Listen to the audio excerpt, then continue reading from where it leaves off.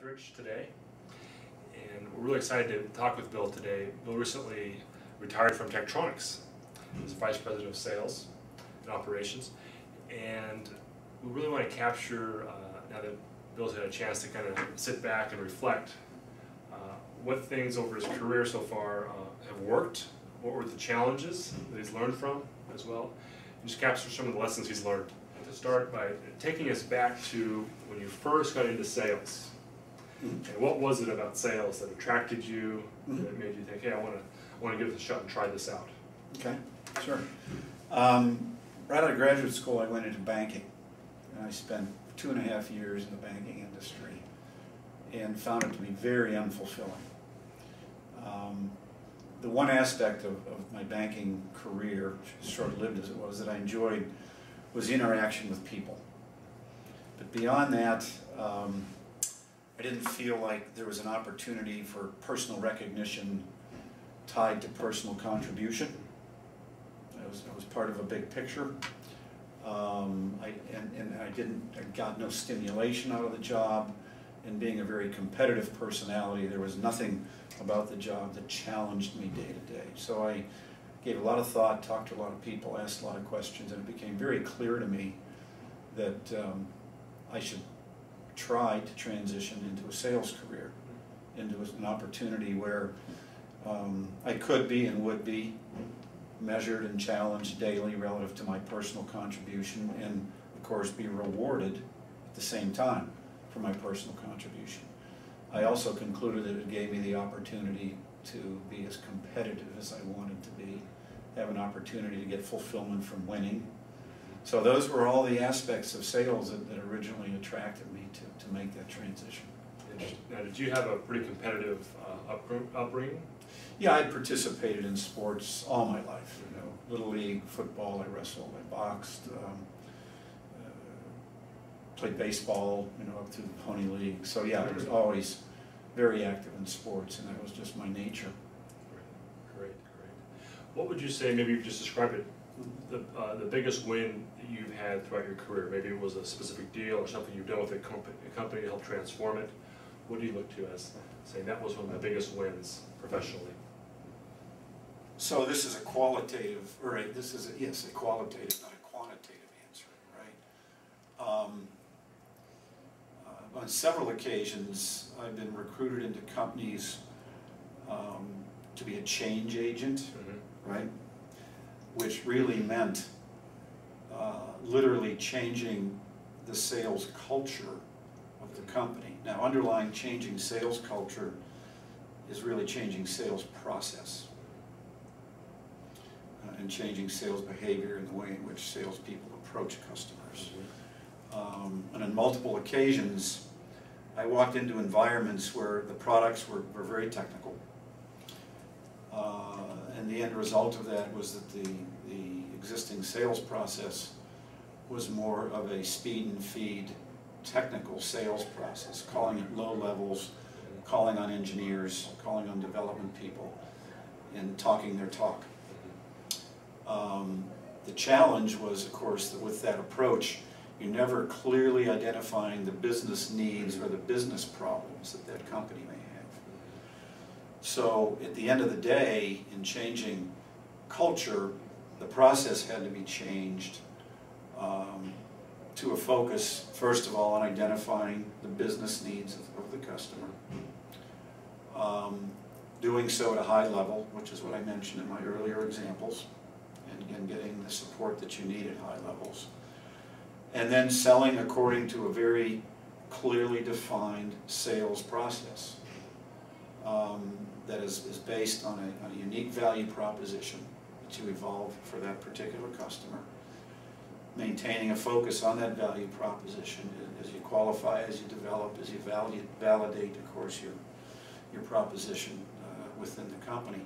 So it's taking a very casual, engineering-focused, speed and feed-based behavior, taking those same people, ideally, and completely changing the way in which they sell.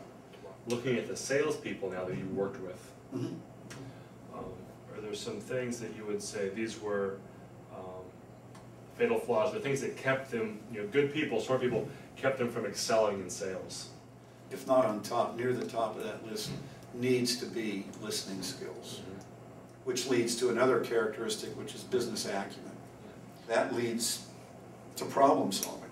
You not only have to have self-confidence and be aggressive, but consistently be proactive in initially pursuing that customer, but then beyond that initial contact, be proactive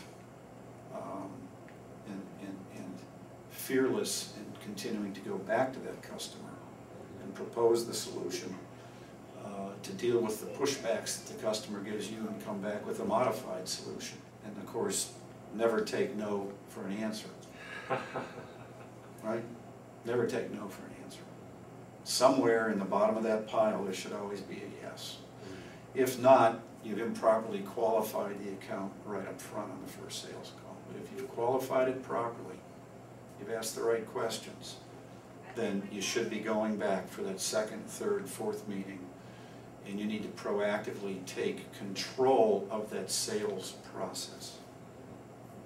How has management changed over the years throughout your career? What have you seen? It's become much more metric and process based. If you look at the tools that we have access to today, from a CRM perspective, the ability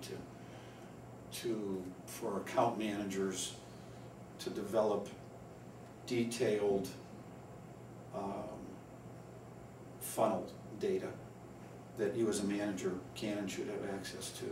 Funnel data that in return can and should lead to a reasonably accurate forecast. The tools exist today to be able to have that data and to manage that information with much greater sophistication than we had 10 years ago and certainly 20 years ago. Now, final question. So if you had an audience of recent college graduates, this is graduation time as well, and you have some that don't ever want to be in sales. I think it's a four-letter word. Others think, hey, that could be interesting. Sure. What information, what would you share with them? Do you like to be under a microscope?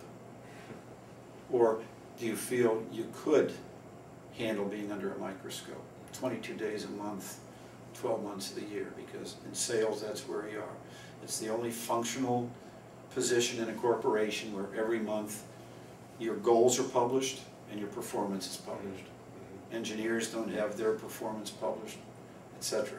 You will, and everyone in the company will be looking at it.